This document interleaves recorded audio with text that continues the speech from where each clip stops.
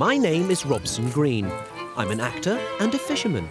After 30 years chasing the wily trout and salmon in the tranquil rivers of the northeast, I fancied myself as a bit of an expert. Woohoo! How wrong I was. Whoa, there it's running. Last series, I went on a globe-trotting fish-finding mission that tested my abilities to the max. Get in! This time, we're taking things even further, from one end of the planet to the other. So I'm catching fish in some of the iciest locations in the world. This has to be the coldest place I have ever visited. And some of the steamiest.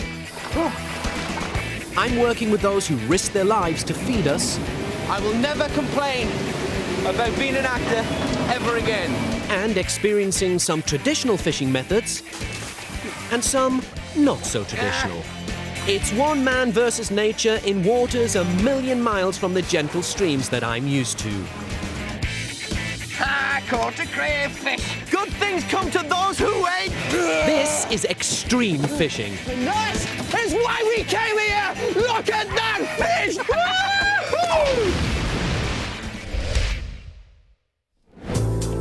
In these 8 shows, my new adventure takes me to the far corners of the earth. From the sun-kissed Philippines to the edge of the Arctic. From the Australian wilderness to the Niagara Falls. I'm going upriver and into the oceans. Fish on. Chasing some of the most exciting, Look at that! powerful, Randy! and outrageous fish on the planet. Just take a look at that. I'll be learning how the natives do it, how the professionals do it, and how this Poncy Geordie actor does it. Yes, he went in. How way the lad. This week, I'm in New Zealand, Lord of the Rings country, with some of the most dramatic landscapes on Earth. It was the last major landmass to be populated, first by the Maoris, then by the British. Nowadays, however, it's a magnet for hardcore action men. Heaven knows what the fishing's going to be like. Thing is, I've been in New Zealand many times to film drama, but the one thing I've never done is cast a line in these waters. And believe it or not, some of the best fishing in the world is right here. New Zealand is made up of 2 separate islands, and my adventure begins here in the North Island. The Bay of Islands' rocky shoreline and fast rip currents create the perfect conditions for an ocean jammed full of fish. Cannot wait to get started.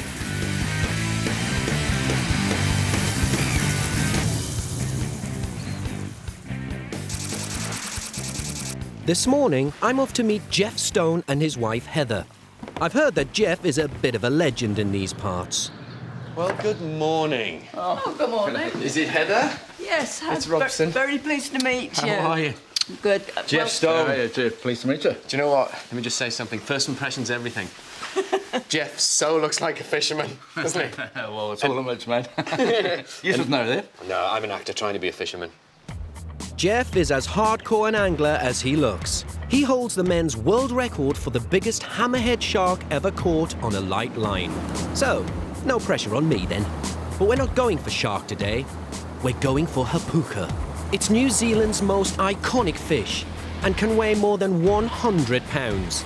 So I'm well up for taking it on. But at last, fishing in New Zealand. Not acting, fishing. 1.5 hours later, we reach our destination, Main Rock. Hey, Jeff, why we come to this spot? Well, it's a big reef out here. We're in about 230 metres of water, about 12 miles off the coast. The hapuka are attracted to the area because that's where a lot of the underwater life is. Obviously, the hapuka being a bottom dweller, the bait has to sort of lay on the bottom of the ocean. The other thing is, the reason why we're using live bait is the hapuka's carnivorous. Will basically eat anything that'll fit into its mouth. Steady, Jade. No sooner have I got my fish fighting gear on, than there's a bite. Just one, clear there. Time to impress this world champion with my angling skills. Just one, clear there. See the swell. Yeah, keep winding, just pick the rod up. Or maybe not. Okay. Oh, yes, stand back from the edge. Oh. We're in. Yeah. a clue what it is, but we're in. As you can see, that rod's bent double. Into a fish. Get in! Get in! Basically, what we've got to do is not let the line go slack. Just let the rod and the boat do the work. So when you're coming up with the top of the wave, just let the boat do all the work. Just wind it in. I'm winding. Jeff is apparently not someone who likes to watch. I tell you, if he starts to slacken up, we get a boot up the bum anyway. Hey? Keep winding, keep winding. I'm winding. Keep winding? I'll tell you what, Jeff is starting to wind me up. Keep winding. I'm winding. Oh, just running. Oh, seeing a bit of colour. What we got? Is it a hapuka? Give us a gift, Jay. Okay. Shark. Nice, but not what we're here for. It's a taupe. I'm now going to let Jeff do all the work. No. There you go. Just a little fella. Back home, we would call this a taupe. They call it a school shark here. He's very, very angry. But ferocious predator, beautiful-looking creature, and my first ever school shark. And we're going to put him back. Yeah, They want to get he's fine. Looks like I'm going to have to wait for my hapuka. Yeah, there was an American guy called Zane Grey came over here in the 20s, and he wrote a book called Angler's El Dorado. And there's a quote in there. And he said, "The New Zealand coast is destined to become the most famous of all fishing waters. It will attract the best anglers in the world." And I'm here. Hey? And it's not long before we're on again. Want to put that, just let me get that in there? That's it, stop it, that's it. Oh, watch your arm, watch your arm, Jade. It's a reasonably sized fish this time. Yeah. Not like those little tiny ones. So just bloody pull it in for us. What does it look like I'm doing? You pull bugger all in. I know, but my job's to yell.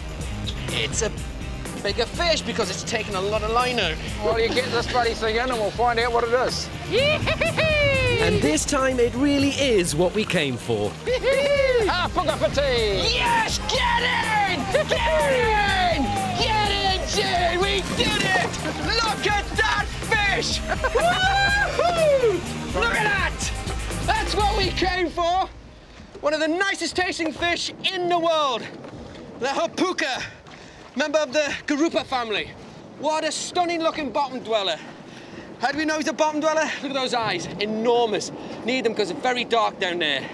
Enormous mouth. A 15-pound hapuka. What a result. If today is anything to go by, we are in for one hell of a trip.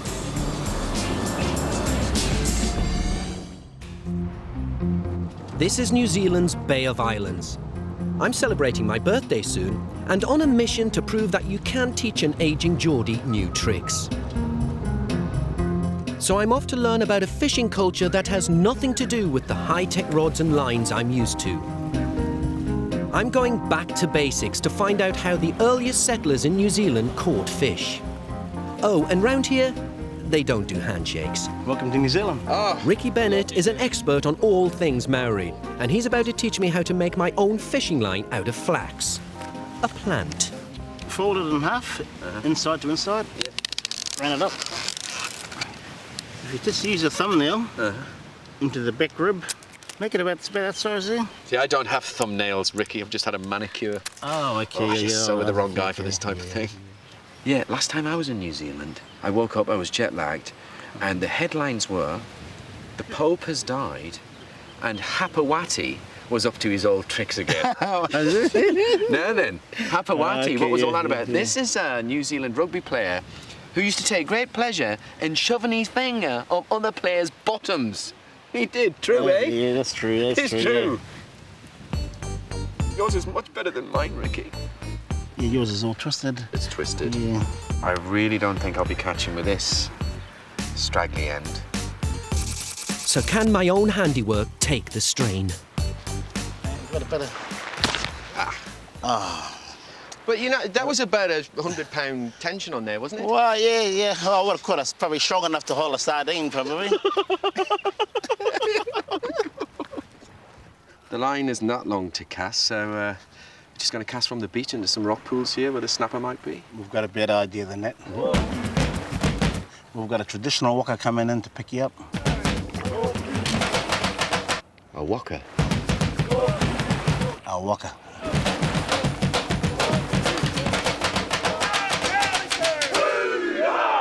Will you look at that? What am I letting myself in for?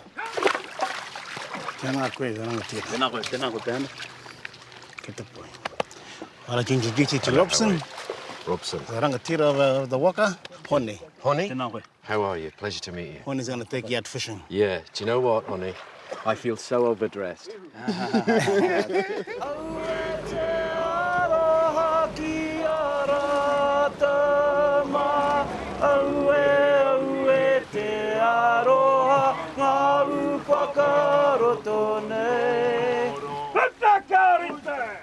This is a pretty unusual way to go fishing. But Honey and his friends have discovered it's my birthday, and they're going to put on a traditional feast. Now, me mum always told me it's rude to turn up to a party empty-handed, so I'm supplying the fish. And the hapuka I caught isn't going to be quite enough to feed these guys. Time to try out the homemade line on some snapper. What size are these snapper down here? They big? They grow sometimes. That's fisherman talk. I hope we don't bang into a mako. I hope we do. I'll take out of the seat like an ejection seat. But we don't bang into a mako shark or a snapper. In fact, we don't bang into anything. I blame it on the current and my homemade line. Those rocks down there, Matua. But we have to catch something for the feast, so we decide to go snorkeling for a local speciality. So we're going for mussels. We have the green lip mussels. I love the green lip mussels. Yes. Yeah, a bit of wine, bit of garlic, marvellous. Okay. You know, going back to those traditional times of wine. Brace yourselves, we're going in.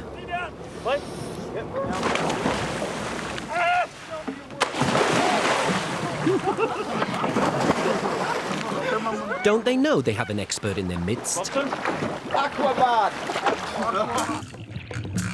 The water's incredibly murky, but these mussels are just 12 feet beneath the surface, so even I managed to pull a few in.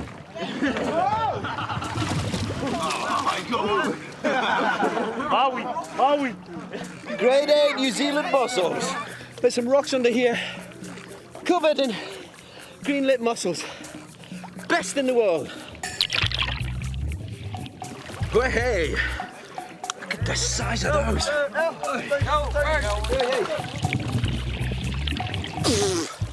30 minutes later, job done. And that's your lot. Ah, nice way to spend your birthday, Robson. Nearly drowning.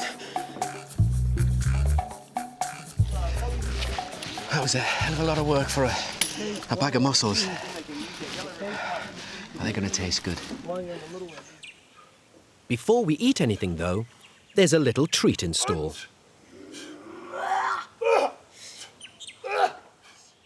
A traditional Maori welcome to check out whether I'm friend or foe. The idea is maintain eye contact at all times if you don't want to be whacked. I've seen guys at Twickenham doing a similar kind of routine. And right now, I could really do with 14 men behind me.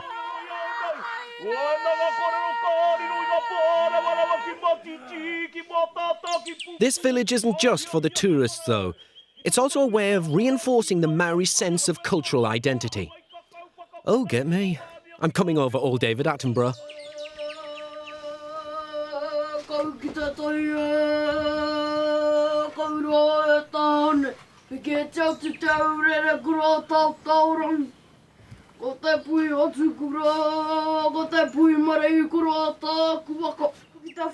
Apparently, the chanting is how the Maoris welcome strangers. And I have to confess, I'm finding it strangely moving. Oh,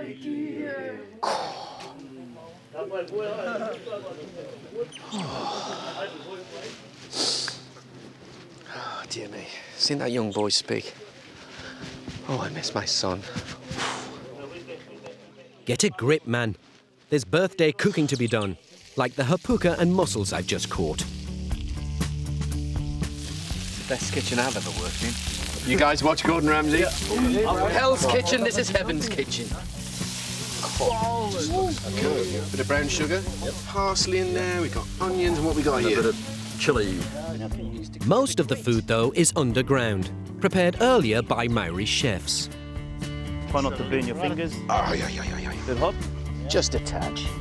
Sweet potatoes, chicken, pork, and various other delights have been buried beneath the earth and cooked on hot stones.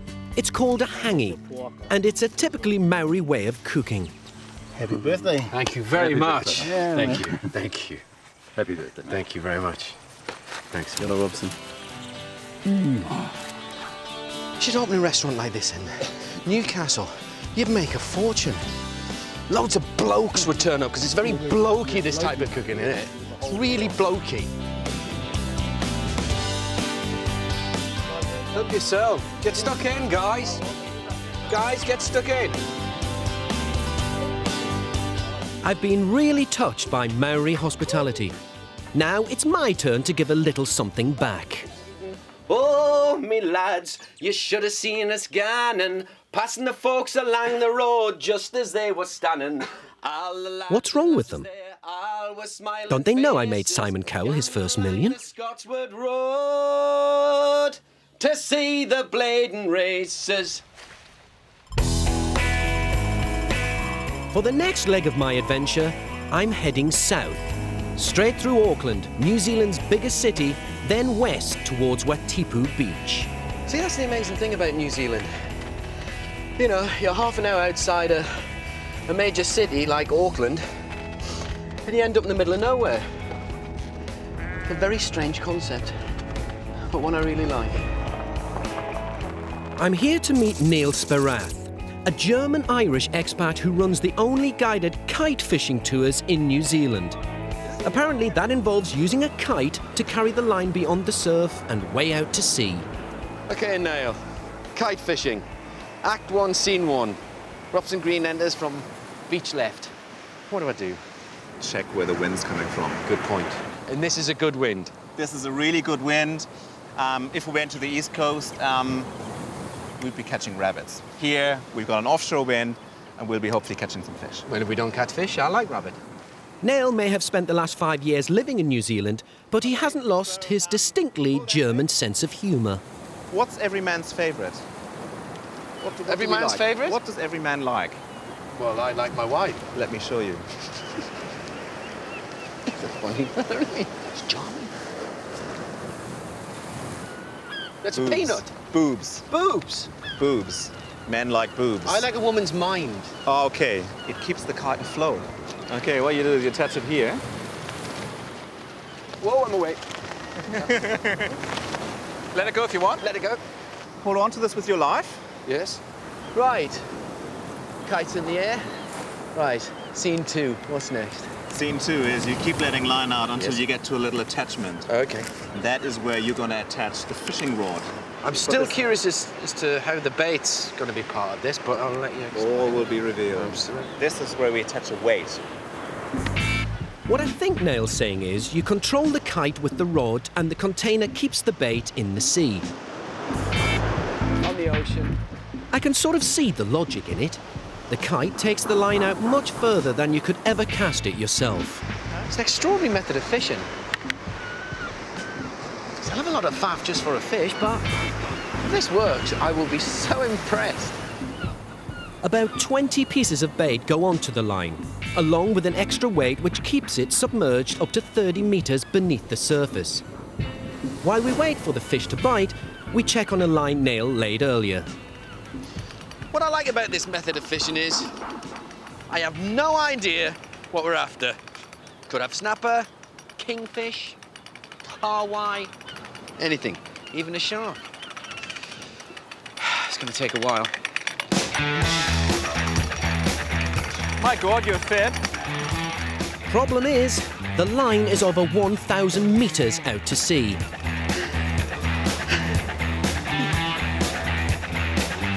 And you don't know if you've got a bite until the very end. Oh, Oh, we got something on here. There's a hell of a lot of tension on here. We got a fish! It's enormous! It's a gurnard! It's a gurnard! Gurnard's a good eating fish. Oh, yeah, oh, it's a nice big one, too. That's not a big gurnard. It's not a big It's fish. not. Believe it or not, this extraordinary looking fish, a gurnard, is also beautifully tasting. Look at these wings here it's got. But it's not enough for dinner. So it's back to the rod, back to resetting the lines, and back to pulling them in again. Don't worry about that, lad. These are your stomach muscles, Robson. 5 hours later, 2 more attempts, and still all we've caught is one tiny gurnard. I can't believe I came 11,000 miles for this. All that stuff I said about kite fishing. Cobblers. Are we ever gonna catch anything else? Neil's got a worried look on his face. Yep. He's not waxing lyrically now, is he? As time goes on, I find my focus wavering. I mean, Neil says the gurnard's a nice tasting fish, but there's one fish I've just caught, which is very prevalent in the New Zealand waters. It's firm on the outside, and it's got a lovely soft pink flesh on the inside, and beautiful tasting. It's the New Zealand marshmallow fish. It's really nice. I love kite fishing. And it's not getting any better. Is the trace on? It's gone. Yeah, You're fucking kidding me. but let's see it positively because it's built progressively sacrificial, so this is actually supposed to break. Out we go again, and we're fine. I've never been so unfucking fine in my life. Fucking, let's see the positive. Let's see the positive in this.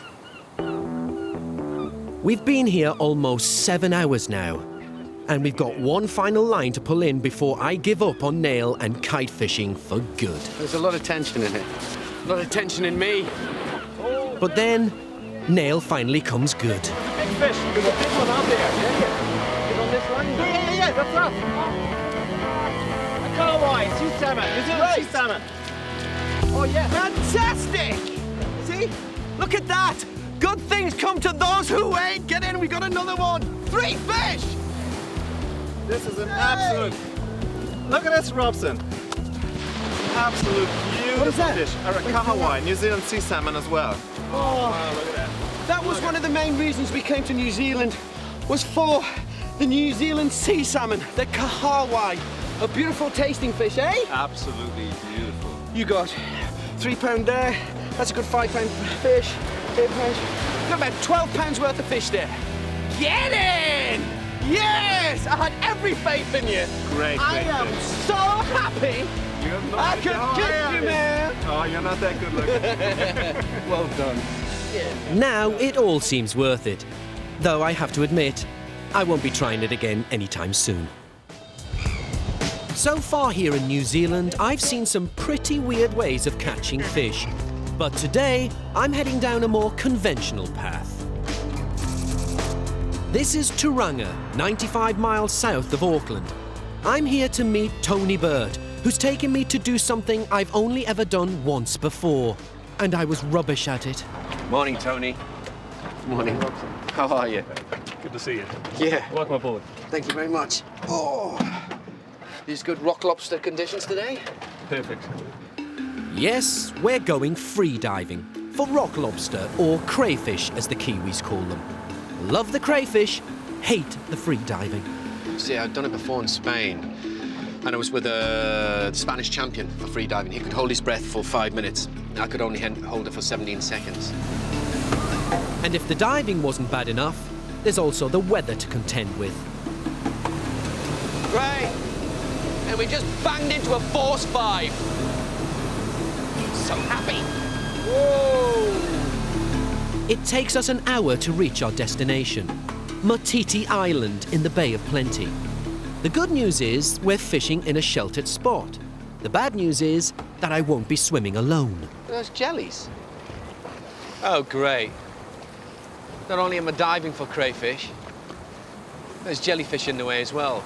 There's fucking hundreds of them. Do those jellyfish sting? Really bad. Not only that, but there's also a tricky technique to prizing the crayfish from the rocks. They'll be sitting there with their tails out and ready to flick back into the hole. Like, hey, it's Robson Green. Go on then. So go for the base of the horn, okay? So grab its head. Right to the base of the horn. Yeah. So if you grab these feelers, they'll just break off. Did I mention I was scared of free diving? Seriously, in all seriousness, I've only done this once before and it was a real struggle. So will you keep by my side? Oh yeah. I'm being really serious. Yeah. Jellyfish stings, crayfish spiking. They're obviously running out of air. It's fine. There's a place for humans and a place for fish.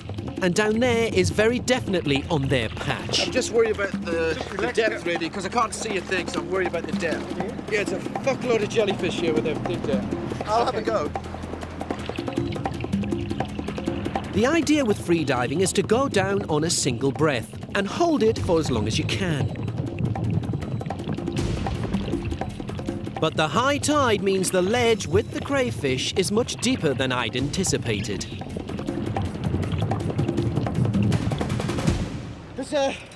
That ledge is really deep. And obviously getting to it takes a breath out of you, so I'm telling you now, I won't be able to do this, I'm telling you. The trick is to relax. But that's not easy when you're not able to breathe and the current's forcing you against the rocks.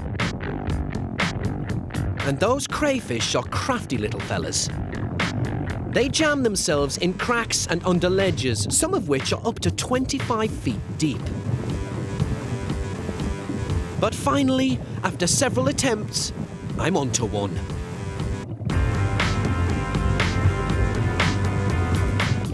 Get it! Oh, yes! God! My lungs are bursting. Oh, God! I caught a crayfish. Oh, yes! A little crayfish.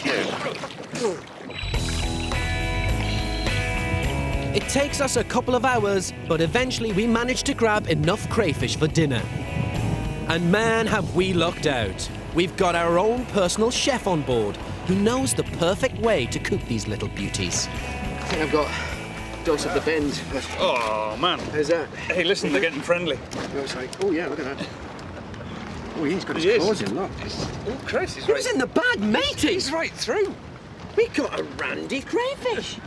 And preparing them is not for the faint-hearted. So the best way to dispatch him is a knife straight in between the iPods, yeah, and hand on the top, and you just go straight through. Okay. This is what I call connecting oneself to the food chain.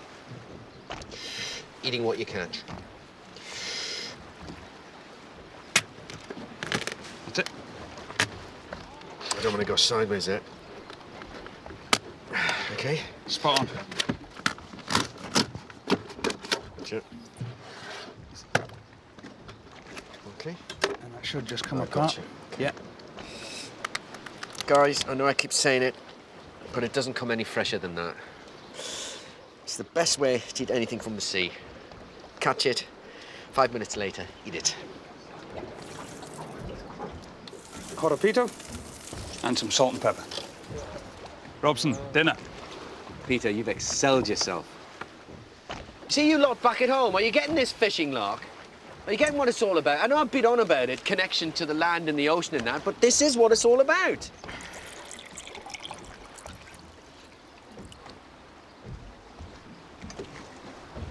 And at this moment in time, this is the best outdoor restaurant in the whole of New Zealand. Been the best day. Good health. Just in case you think we're having too much of a good time, check out the boat journey back.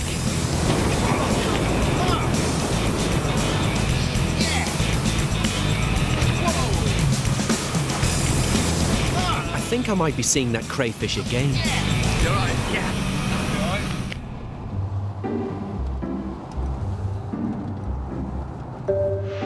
My next adventure takes me 50 miles south of Tauranga to an area quite unlike any other in New Zealand. Welcome to Rotorua. Oh, in brackets, what's that bloody smell? And there's a lot of geothermal activity, but also a hell of a lot of sulfur in the air. And it's like existing in a perpetual fart. Rotorua is in the middle of a volcanic plateau. For thousands of years, volcanic activity has formed and reformed the landscape. And tomorrow, I'll be finding out why it makes for some of the best fishing in the country.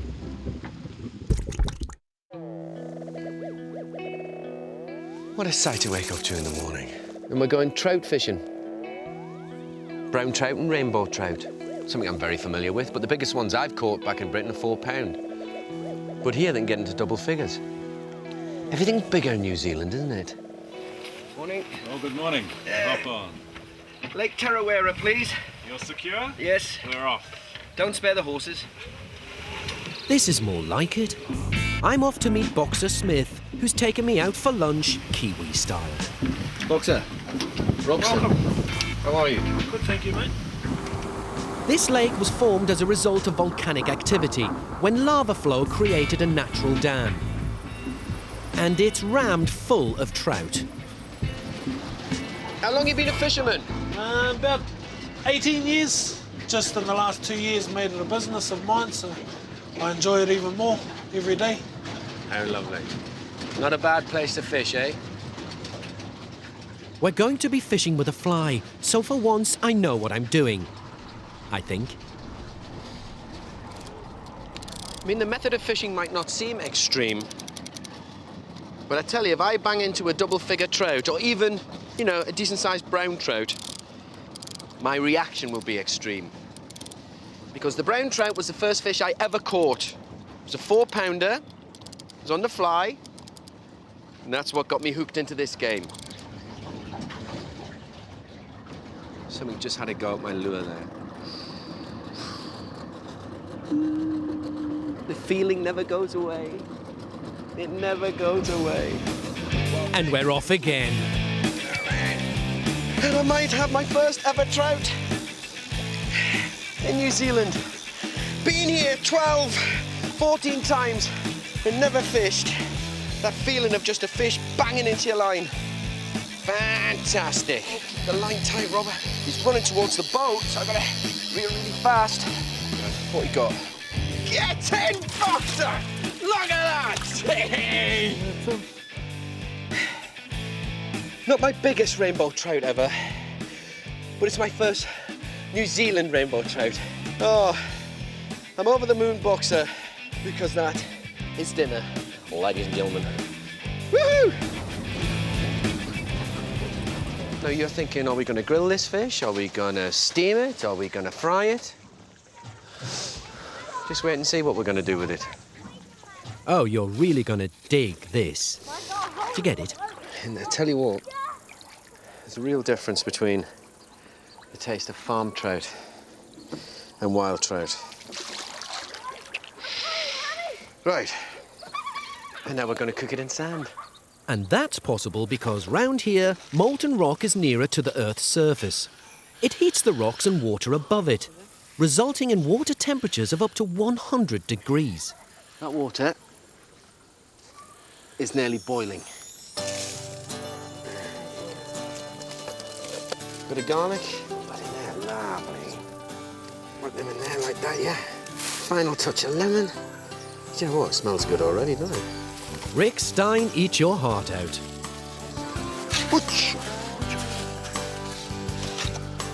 And how long are we gonna leave it under the sand for? About 40 minutes. Yeah. There you go. Trout Tarawera style, or as I'm gonna call it, boxer trout. Right. So all that fishing, I'm sweating, and I'm tired, and I need a bath. Hot water burns. There's nothing worse than burnt tackle, I tell you.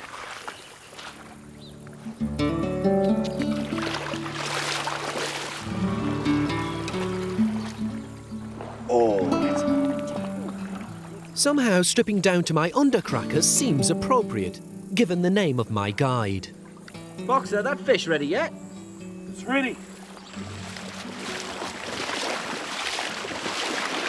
It's hardly an audition for James Bond, Craig.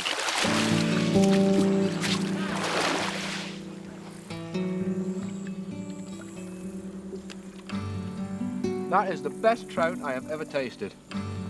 Oh, waiter, champagne? I'm back in New Zealand's angling mecca, the Bay of Islands, and heading off on a bit of a mystery tour with fishing guides Adam Evers and Brodie Newton. The plan for tonight? Catch something as big and weird as possible. There are 1,000 different species of fish down there, and who knows what we're gonna end up with. You know, a lot of people say to me, they say, God, Robson, people think your job's really glamorous. But I know it's hard work, isn't it? You can't really get to enjoy yourself. Let me tell you, that's cobblers. This is a sport fisherman's paradise, and shark, tuna and marlin are just some of the fish we might bang into. But first, we're gonna need some bait. Now, I've been to some places to catch bait before, but I have to say, nothing like this.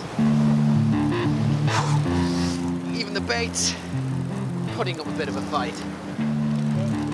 So it's a sign of things to come. Hey, Adam, what do you reckon we got on here? It's a little kawa, I think. Yeah. Great little fighting fish. There we go. Believe it or not, back home, I'd be really pleased with that. But they're going to put it on a hook for bait. Whoa! Here we go, Robson. Oh, God. Whoa! Yeah, different. This is a great trip. Let's turn back. We've caught fish. Oh, bloody good size. It's a 2-pound bloody fish. Ouch. Whoa. That's an actually stunning looking fish. Good stuff, mate. Hey, we're away. That's what we're talking about. Okay. One of the big fish we're after is a shark, and there's a particular way of attracting them. You can see the burley trail that's creating there. So just explain what the burleys consists of here, Adam. Oh, it's just all sorts of fish crushed up. The sharks have a very good nose. They'll pick this up from miles out, and anything that swims into it will come up that trail. Yeah. And hopefully, like the look of our big bait we put out, and Bob's your uncle, we're in. So what about that big bait? He's going to fight once this goes in, obviously. So, not too deep, you don't want to kill him. Gotcha. Okay. Look at that. You're ready. That's just a scruff hook. That's a very simple, basic way of doing it. Now, is this right? When this goes down, it's not just a slow fish moving around, but as it goes down in this state, it's giving it a distress signal. Oh, absolutely, yeah. Yeah. It's panicking. It's wagging its tail and sending out distress. Sure. So if you want to put that over the side, it's party time. And I'm always up for a party, especially when there's fish involved. And something has just taken my line. Do you want to know what it is? Haven't a clue. There he is coming up, showing a bit of colour. Little snapper. And we'll put him back in. Lovely tasting fish. Something 5 times the size of that, I'll be very happy. But 3 hours later, there's still no sign of anything bigger. Where are the fish, Adam and Brodie? Where do you come from? Yeah. You two messing with my head here? But the guys have assured me that as soon as it gets dark, the larger fish will start biting. And they're not wrong. Oh. See, that's what happens as soon as the light disappears. And Brodie just said he's felt the line go horizontal, and that's because the current's changing. Just come on. That was a nice take. Yeah, he's taking some line. This is good. This is good. Now we're running. Look at that. Ooh, look at the way he's fighting there. Whatever it is, it's definitely a decent size. Come on. And he's not getting tired. Yeah. After all that work, what have I got? Oh! It's a 4-foot reef shark, and he's not happy. You tell me how to pick this fella up. By the tail. I'm not going anywhere near his mouth. That's how you pick it up, honestly. Adam, seriously. Adam, you're going to have to show me how to know this guy. This guy's got big teeth, seriously. Adam!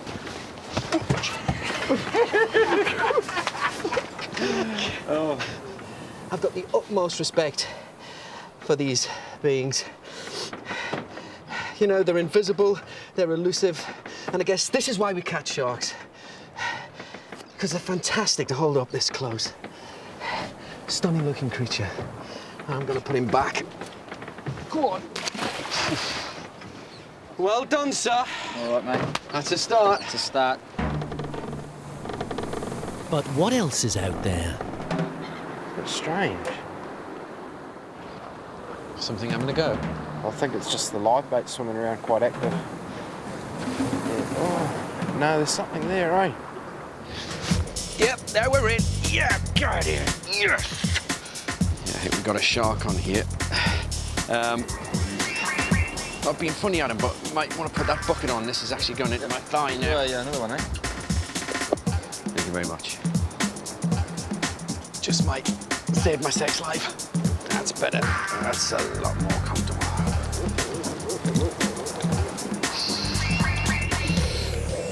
Whoa, look at the size of that! We got a 6-foot silk shark, and there he goes. All we get is a brief glimpse. He bit straight through the line. That's why you use wire trace. That's why you don't want to catch a shark on nylon, because he buggers off. It's getting late, but something else is nibbling. Just switched on. Here we go. I just hope it doesn't snap the line. Just running towards the boat, just keeping the line tight. What's it gonna be this time? You know what? Might not be a shark, this. I'll tell you exactly what that is. That's a zigwheel. Got very sharp teeth, so just be a... Okay, a frostfish. This is a real creature from the deep. Look at the mirror silver. Oh my goodness. Amazing. It's a frostfish, so called not because of its colour, but because they appear in late autumn, around the time of the first frosts. Have you ever seen anything as prehistoric as that? We were not expecting that. Let me tell you, that's extraordinary. And look at those eyes. That means he holds the bottom way, way down. Looks like it's survived 2 ice ages, this thing. There's one for the books, Adam. It's all right, isn't it? That wasn't on the list. I thought you were just holding it up because you're looking at yourself in the mirror. Yeah. What a brilliant way to end my New Zealand adventure. Good things come to those who wait. Look at that! I've been exhausted, faced my fears, and had a birthday that I'll remember for the rest of my life. I really feel I've discovered what it means to fish this extraordinary place. And my bait has been eaten. Home! Next week, I'm hopping over to tropical northern Australia, where I experience the fight of my life. That is an insane fish. And the fright of my life. No, it's not all right. It's a prehistoric animal that likes eating people. But through it all, still managed to retain my sex appeal. It's all a bit Ann Summers, isn't it?